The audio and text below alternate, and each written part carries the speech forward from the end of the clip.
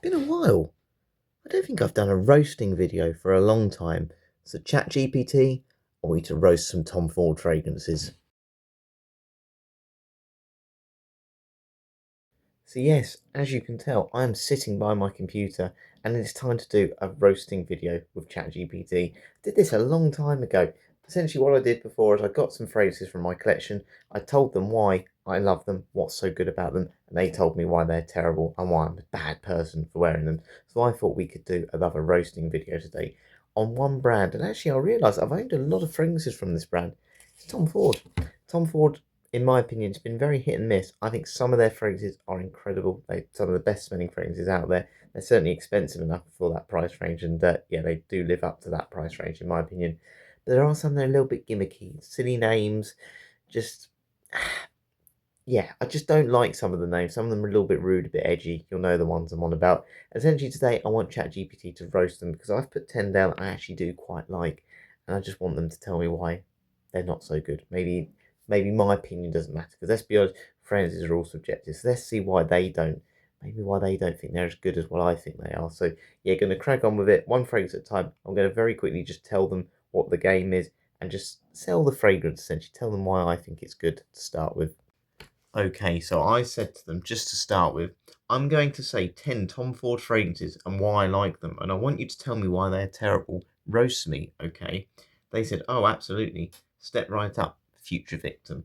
Go ahead, drop the 10 Tom Ford fragrances and I'll tell you, and tell me why you like each one. Once you're done, I will. And then they give me 3 bullet points here. Ruthlessly dismantle your taste. Question your life choices. I'm already feeling a little bit offended. Politely imply you smell like a rich villain, a midlife crisis, or a candle that costs rent. No mercy, no nuance, no, but actually it's well crafted. This will be a loving roast, but a roast nonetheless. Whenever you're ready, hit me with the list. Let's get on with it. Okay, so the first fragrance is Ombre Leather by Tom Ford. Ombre Leather, a lovely scent. It's one of the best leather fragrances in my opinion because it's not too harsh, not too aggressive. It's got this fruity vibe. It's a little bit more well-rounded. Great for an entry level, if you think it's entry level at this price range. For those that want to just try leather for the first time. It's classy, it's elegant, smells like leather car seats, smells like money, and for that reason, you've got an element of class about you. So I want you to tell me why I'm wrong.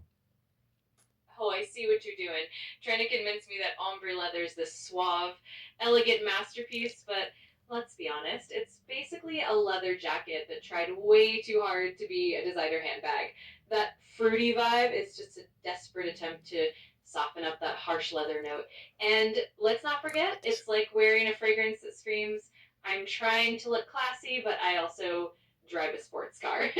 But hey, if that's your vibe, then I own definitely it. don't drive a sports car.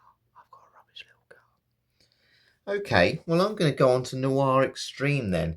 You don't like that one? You don't like the smell of leather? You can't hate this one. This is for me the ultimate date night fragrance or even a dress up fragrance in the modern world. In 2025, 2026, this is the scent that everyone should be wearing.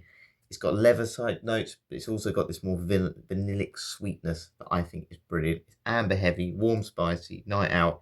You will stand out above the rest. Why am I wrong? Oh, Noir Extreme, the fragrance that wants to be the ultimate date night hero, but ends up being more like a dessert buffet gone rogue.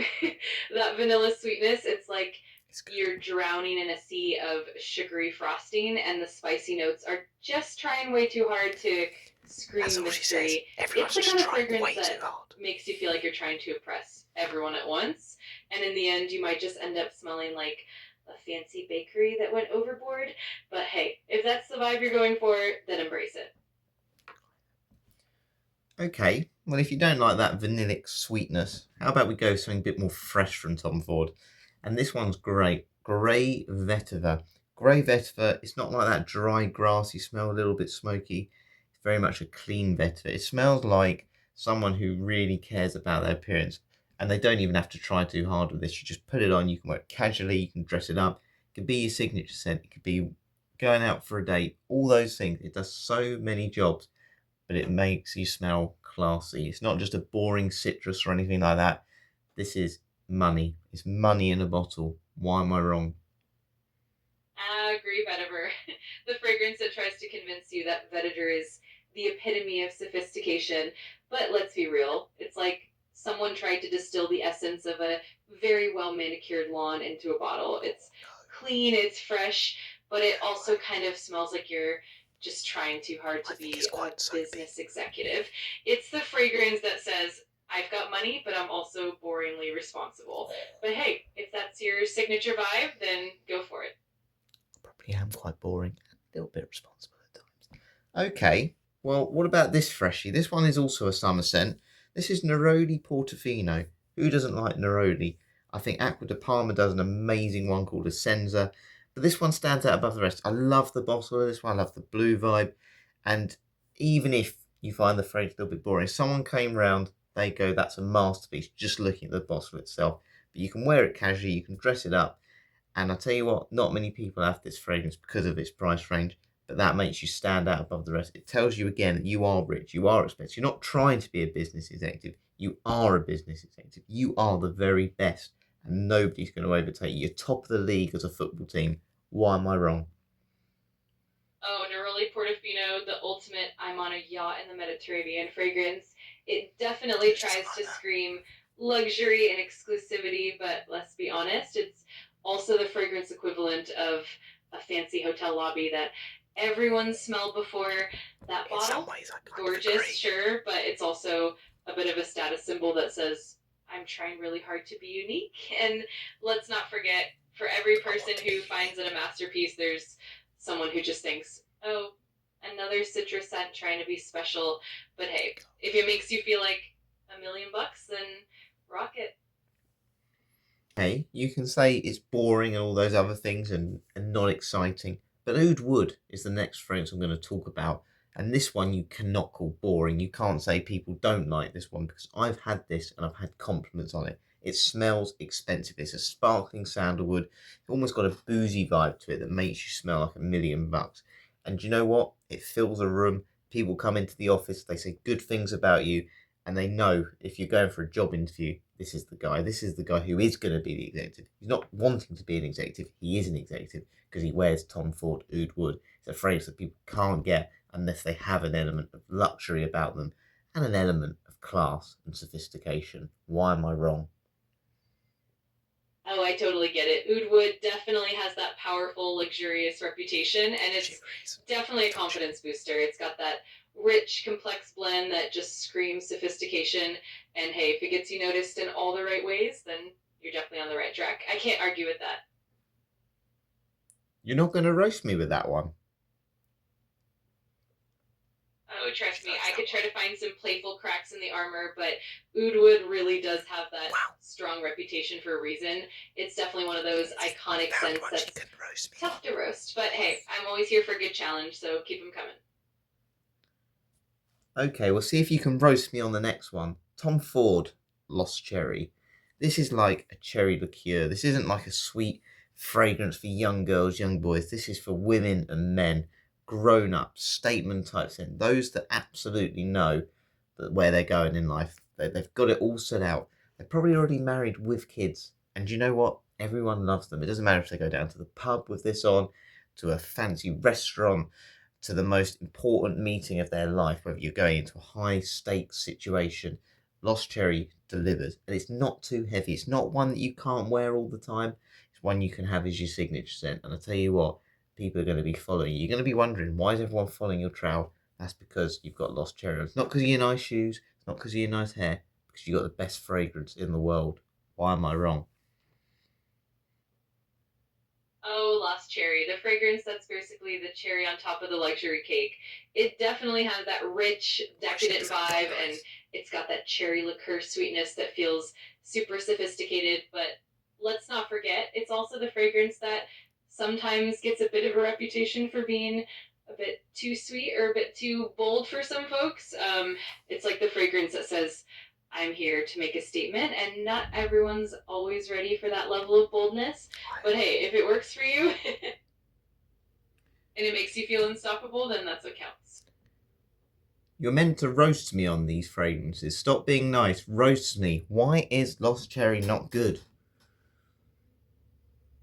Oh, gotcha. Let's turn up the heat. All right, Lost Cherry It's basically like Sudden trying to change wear to be a really cherry liqueur nice. perfume that's just a bit too intense. Like you're trying to be both I seductive know she and doesn't believe over the top herself at the now. same time. It can come across as a bit too sweet, a bit too bold, and sometimes it Not for feels like me. you're just trying way too hard to be noticed. It's that fragrance that makes So people what? say, oh, that's a lot, and not in a subtle way. But hey, if you love it, then own it. Just be ready for the attention. You say that Tom Ford Lost Cherry is a little bit over the top. Why don't we add a bit of mystery then? You cannot say this is over the top. Tom Ford Black Orchid. Now it's a bit of a dark, almost gothic type scent, but it's that rose that I love, and it's a real mysterious rose. Some people may initially think, I don't like this fragrance, it's horrible, but I can't stop following that person. I can't stop smelling it now. There's so much going on. What is that? And it also gives you a bit of ego, something that people won't know about you. It doesn't seem like you're trying too hard here. It just seems like you've got something different to everyone else. And the fact you're different to everyone else makes you memorable. Tell me why I'm wrong. Roast me. Why is Tom Ford Black Orchid a bad scent? All right, let's do this. Black Orchid, the so called dark mysterious rose, is basically like trying to wear a perfume that's a blend of I'm a mysterious enigma and I've got no idea what I'm doing. It's that scent that tries so hard to be unique that it ends up being a bit of a perfume puzzle that nobody asked for.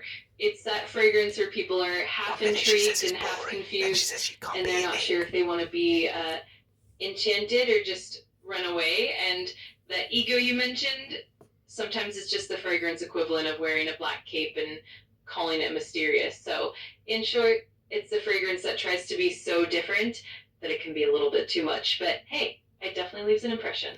It is quite heavy, I must admit. Okay, well, if you think that one's a little bit confusing, this one's not confusing. This one reminds me of the holiday season. And how can you not like the holiday season unless you're a party pooper like yourself? Tobacco Vanille. It's amazing. This is much more all about the vanilla than tobacco. It doesn't smell like a brewery or anything like that. It smells like Christmas in a bottle. And that's cozy, that's comforting, whether that's for you or for someone else. They'll want to get close to you, they'll want to wear your hoodie, they'll want to just give you a hug. But also, it's got so much class about it that you can dress this up on any occasion. It doesn't matter how popular this is, doesn't matter how much it's worn, everyone likes this scent, and that's for good reason. Tell me why I'm wrong. Roast me. Why is Tobacco Vanille a bad fragrance? Oh, Tobacco Vanille, the holiday candle in a bottle. It's basically the fragrance that tries to be a cozy, warm blanket, but sometimes ends up smelling like a festive dessert table that got a little out of hand. It's Sure, fine by it's me. sweet and comforting, but sometimes it's like wearing a Christmas market on your shoulders, overpowering and a bit too sweet for everyday wear. And let's not forget, it's so popular that it can sometimes feel like you're blending into a crowd of holiday shoppers. It's got that cozy vibe, but it can also be a little bit of a scent overload, making it a bit too I much in love certain. strong fragrances. Absolutely. I'm here for the roast challenge. It's always fun to dive into the more playful side of fragrances whenever you've got more sense or. Okay, try and roast this one. And you think that's a nice scent, Tobacco Vanille? Well, let's try Tom Ford Fabulous. This is a bad boy type fragrance. This is the person who, again, likes that sort of peppery vibe. But the main thing about this, which I think is really key, is leather and vanilla. Two scents that just scream alpha male, but with a slight softness, a slight caring, cozy side to them. The type of person that would be driving a motorbike, leather jacket, slick back hair, just when they walk in, everyone stares at them. Not because they look good, because they're wearing a great fragrance. It is fabulous. I'm fabulous. Tell me why I'm wrong. Tell me why Fabulous from Tom Ford is a bad scent. Roast it. Oh, Tom Ford Fabulous, the fragrance that tries to be the ultimate bad boy fantasy in a bottle. It's basically like trying to wear a leather jacket and a motorcycle all at once.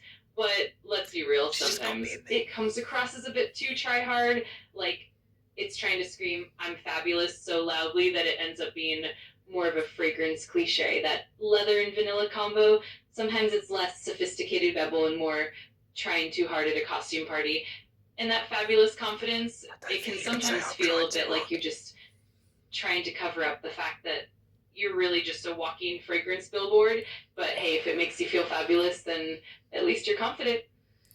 Last one for you then. good luck trying to roast this. Tom Ford Noir de Noir.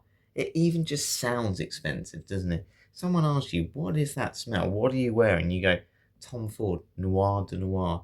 They're going to go, wow, that's a fancy name. But the fragrance is just as fancy. It's got rose, it's got patchouli, it's got a bit of oud in there. It's just got this expensive feel to it, as Tom Ford does. All these fragrances I've mentioned today, they just smell expensive, and this one delivers. Yes, I've put it 10th in my list today, but this is going to be number one. There's not going to be 10 people smelling better than you. You could go to a country with 1 million people in, and you'll be in the top 10 best smelling ones.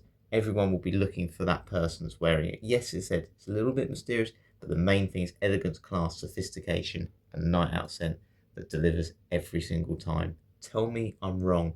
Roast me.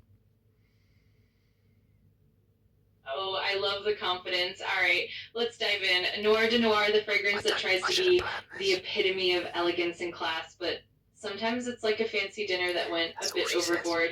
That rose, oud, and patchouli blend can sometimes feel like you're trying too hard to be mysterious and luxurious. It's like you're wearing a velvet cloak and hoping everyone just assumes you're important. And while it does have that sophisticated vibe, it can also come across as a bit too intense for some occasions.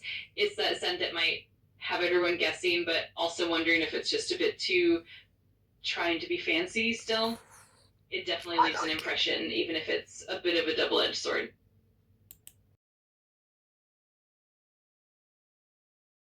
Yes, that is it for today. I don't think that roasting was too bad. They tended to say the same thing, which is what I did as well, because let's be honest, I didn't have a script.